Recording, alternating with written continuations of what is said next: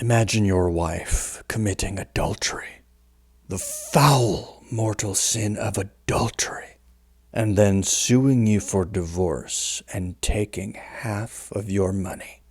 Or imagine your wife deciding that she needs to find herself, deciding that you cramp her style, and then leaving you, taking half of your money, your children, and destroying your family in the process. That is what no-fault divorce allows. And it's been one of the main driving demonic forces promoting the destruction of the family since the 1960s. Isn't it interesting how since Vatican II, the Judas Council of 1962 to 1965, all hell has broken loose? I suggest to you that this is not a mere coincidence, my friends. And now, with the fall of Roe v. Wade, toxic feminists, to be found on aptly named sites like Jezebel, are worried that no-fault divorce might now be outlawed.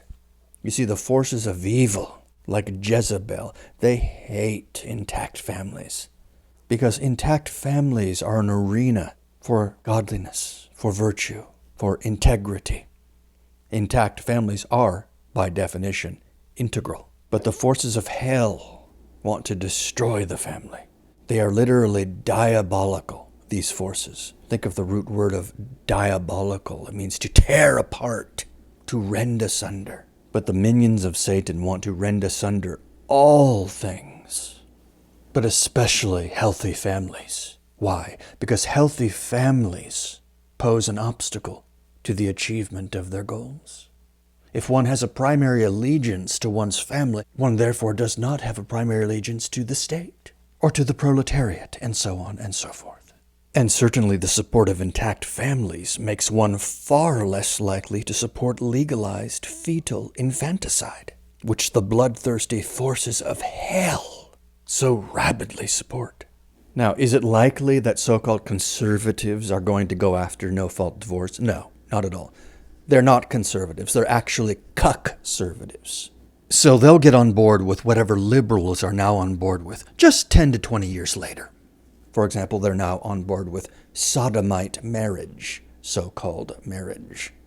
You now have conservative outlets like Fox News employing a freak like Bruce Jenner and going along with the sham that he's a woman.